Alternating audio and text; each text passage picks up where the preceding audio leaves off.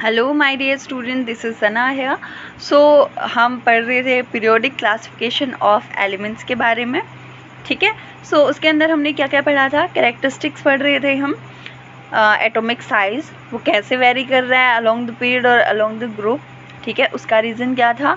After that ionization energy and electron affinity and so on. ठीक है। So हम उनके बारे में पढ़ रहे थे कि अलोंग द पीरियड और अलोंग द ग्रुप कैसे इंक्रीज़ और डिक्रीज़ हो रही है और उसका रीज़न क्या है, और उसके पीछे जो साइज़ का जो एटॉमिक साइज़ है उसके बढ़ने या फिर घटने से क्या फ़र्क पड़ता है आयनाइजेशन एनर्जी, इलेक्ट्रॉन एफिनिटी या फिर एटॉमिक साइज़ ऑब्वियसली उसके ऊपर। ठीक है। तो अभी हम इस वाले वीडियो के अंदर केमिकल रिएक्टिविटी के बारे में पढ़ेंगे। ठीक है। chemical reactivity after electron affinity we are going to study about chemical reactivity. So let's get start now.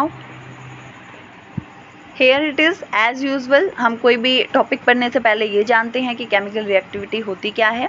So chemical reactivity का मतलब है कोई भी जो एटम है वो कितनी जल्दी रिएक्ट करता है या फिर कितनी स्लो रिएक्ट करता है या फिर किस किस के साथ रिएक्ट कर सकता है या फिर रिएक्ट बिल्कुल भी नहीं करता है, और इन सब के जो रीजंस हैं वो क्या क्या हैं। ठीक है। सो ये वाला जो है वो ये सब जो है वो हम इस टॉपिक के अंदर पढ़ेंगे। अलोंग ग्रुप केमिकल रिएक्टिविटी के बारे में हम ये पढ़ रहे हैं कि अलोंग द ग्रुप और अलोंग द पीरियड हम जो है कैसे देखेंगे कि केमिकल रिएक्टिविटी इंक्रीज़ हो रही है या डिक्रीज़ हो रही है। सो आप सबसे पहले ये जान लीजिए कि अलोंग द ग्रुप जो नॉन मेटल्स के केसेस में है वो डिक्रीज़ हो रही है, यानी केमिकल रिएक्टिविटी डिक्रीज़ हो रही है in the case of non metals along the group. ठीक है। And after that it increases, or we can say that the chemical reactivity is increases in case of metal along the group. ठीक है। जैसे कि हमने यहाँ पे examples ले रखे हैं fluorine, chlorine, bromine, iodine, lithium, sodium वगैरह। सो ये सारे एग्जांपल्स हमने ले रखे हैं कि कैसे जो है वो इंक्रीज़ और डिक्रीज़ कर रही है। तो इसके बारे में इसका रीज़न हम पढ़ते हैं। देखिए केमिकल रिएक्टिविटी, सबसे पहले तो ये देखिए कि केमिकल रिएक्टिविटी जो है उसकी डेफिनेशन हम कैसे करेंगे, कि किस तरीके से हम शो कर रहे हैं कि केमिकल रिएक्टिविटी मेटल्स और नॉन मेटल के केस में कैसे जो है शो करती है। ठीक है। तो देखिए मेटल्स के केस में क्या है केमिकल रिएक्टिविटी का मतलब, how easily they can lose electron. कि मेटल्स के केस में अपनी डेफिनेशन है केमिकल रिएक्टिविटी के बारे में कि उतना ही ज़्यादा रिएक्टिव होगा मेटल कि जितनी जल्दी वो है अपना जो इलेक्ट्रॉन है वो लॉस कर सकता है। ठीक है। यानी केमिकल रिएक्टिविटी हम एक्सप्लेन करते हैं मेटल्स के केस में कि किस तरीके से कितनी जल्दी जो है जो इलेक्ट्रॉन है वो लूज़ कर सकता है कोई भी मेटल। ठीक है। उसके बाद नॉन मेटल्स के अंदर देखिए क्या है, how easily it gain electron.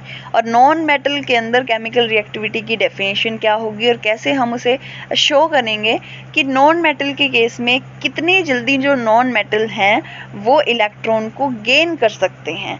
That is related to the chemical reactivity of a non metal. ठीक है। या फिर हम ये भी कह सकते हैं कि अट्रैक्शन ऑफ इलेक्ट्रॉन और अट्रैक्शन टुवार्ड्स इनकमिंग इलेक्ट्रॉन, कि जो नॉन मेटल है वो कितने अट्रैक्शन शो करते हैं जो इलेक्ट्रॉन है उसको उसके लिए। ठीक है। अट्रैक्शन टुवार्ड्स इनकमिंग इलेक्ट्रॉन, यानी इलेक्ट्रॉन जो है इनकमिंग इलेक्ट्रॉन जो है उसके टुवार्ड्स जो अट्रैक्शन है उससे रिलेट करता है हमारी chemical reactivity about the non metals. ठीक है। आई होप आपको समझ में आ गया होगा। अगर नहीं आया तो आप इसका स्क्रीनशॉट ले सकते हैं ताकि आपको और ज़्यादा अच्छे से समझ आ जाए। ठीक है। उसके बाद देखिए सबसे इम्पॉर्टेंट बात, हम एक बार अपनी पीरियोडिक टेबल को देख लेते हैं। कैसे कि जो देखिए फर्स्ट और जो सेकंड ग्रुप है वो हमारा मेटल्स जो है वो कंसिस्ट करता है। ठीक है। यानी मेटल्स प्रेजेंट हैं किसके अंदर, फर्स्ट और जो सेकंड ग्रुप है उसके अंदर। ठीक है। उसके बाद जो ये मिडिल वाला पार्ट है, देखिए जो स्लोप है मिडिल वाला पार्ट है पीरियोडिक टेबल का, ये कंसिस्ट करता है मोस्ट प्रोबेबली मेटलॉइड्स। कंसिस्ट करता है मेटलॉइड्स, ठीक है। उसके बाद जो अगेन जो स्लोप आता है, ये वाला जो पार्ट है, ये जो N लिखा हुआ है लाइनिंग करके, इसका मतलब है इन ग्रुप्स के अंदर क्या है, नॉन मेटल्स प्रेजेंट हैं, ठीक है। उसके बाद जो लास्ट वाला ग्रुप आपको शो हो रहा है, this consist of noble gases, यानी जो नोबल गैसेस हैं वो प्रेजेंट हैं लास्ट वाले ग्रुप के अंदर। आपको समझ में आ गया होगा जो मेटल और नॉन मेटल और मेटलॉइड्स और नोबल गैसेस जो हैं वो कहाँ पे प्रेजेंट हैं हमारी पीरियोडिक टेबल के अंदर, ठीक है। उसके बाद एक इम्पॉर्टेंट बात मैं आपको बताना चाहूँगी कि जो लास्ट वाला पीरियड है, आप देख सकते हो ये वाला जहाँ पे टिक कर रखा है हल्का हल्का, ये वाला जो पीरियड है इसके अंदर जो है रेडियो एक्टिव एलिमेंट्स को रखा गया है। और जो भी हम पढ़ते हैं अलोंग द ग्रुप और along the period chemical reactivity के बारे में, तो वो बिल्कुल करेक्ट है, लेकिन इसके लिए नहीं। ये जो लास्ट वाला पीरियड है जिसमें रेडियो एक्टिव एलिमेंट्स आते हैं, इनके ऊपर ये वाली चीज़ें हम अप्लाई नहीं करते, यानी इनको छोड़ के बाकी जो एलिमेंट्स हैं उनके लिए ये वाला रूल जो है वो फॉलो होता है, जो हम केमिकल रिएक्टिविटी के बारे में कहते हैं, ठीक है। उसके बाद देखिए मेटल जो है हम कोई भी मान लेते हैं, ABCD कोई भी मेटल अलोंग द ग्रुप, ठीक है, यानी ABCD हमने 4 ये जो है मेटल मान लिए। इसके अंदर क्या होता है, साइज़ जो है वो इंक्रीज़ हो रहा है। क्यों इंक्रीज़ हो रहा है, क्योंकि हर एक शेल जो है वो बढ़ रही है। मैंने आपको पहले भी बताया था, मैं एक्सप्लेन कर चुकी हूँ कि फर्स्ट ग्रुप के अंदर अगर आप देखेंगे तो उसी के अकॉर्डिंग जो है ABCD कोई भी हम 4 अगर एलिमेंट ले लेते हैं तो एटॉमिक नंबर बढ़ रहा है और सेल बढ़ रही हैं हर बार, जिसकी वजह से साइज़ इंक्रीज़ हो रहा है, ठीक है। साइज़ इंक्रीज़ हो रहा है, न्यूक्लियर चार्ज जो है वो डिक्रीज़ हो रहा है, आयनाइजेशन जो है एनर्जी जो है वो भी डिक्रीज़ हो रही है। ये मैं एक्सप्लेन कर चुकी हूँ, आपको नहीं समझ में आया तो आयनाइजेशन एनर्जी वाली जो वीडियो है आप वो दोबारा देख सकते हैं, ठीक है।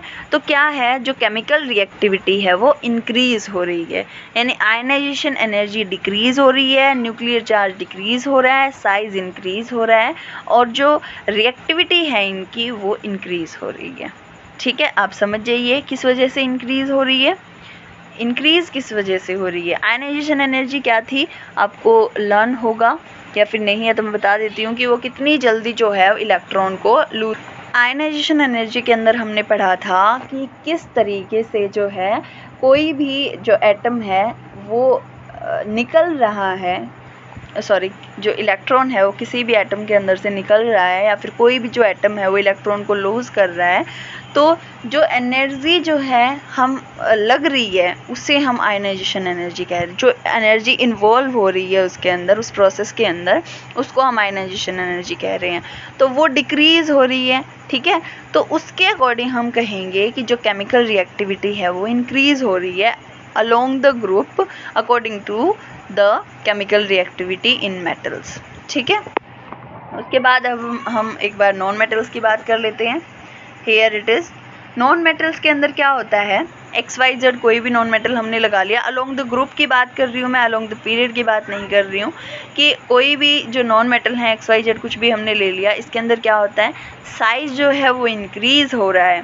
साइज़ इंक्रीज़ क्यों हो रहा है भाई, देखिए यहाँ पे ये जो नॉन मेटल्स हैं, यहाँ पे जैसे जैसे आप नीचे जाते जाओगे साइज़ जो है इंक्रीज़ होगा ही, ठीक है। सेल जो है वो बढ़ रही हैं तो साइज़ इंक्रीज़ होगा ही। न्यूक्लियर चार्ज जो है वो क्या हो रहा है, डिक्रीज़ हो रहा है। जैसे जैसे साइज़ बढ़ेगा न्यूक्लियर चार्ज जो है वो घटता ही है, और इलेक्ट्रॉन एफिनिटी जो है वो भी डिक्रीज़ हो रही है एज़ यूजुअल, ठीक है। आपको समझ में आ गया होगा, साइज़ इंक्रीज़ हो रहा है, न्यूक्लियर चार्ज डिक्रीज़ हो रहा है, इलेक्ट्रॉन एफिनिटी भी डिक्रीज़ हो रही है। इलेक्ट्रॉन एफिनिटी क्या थी कि कोई भी जो इलेक्ट्रॉन है वो किसी एटम के अंदर हम ऐड कर रहे हैं तो जो एनर्जी रिलीज़ होती है उसको हम इलेक्ट्रॉन एफिनिटी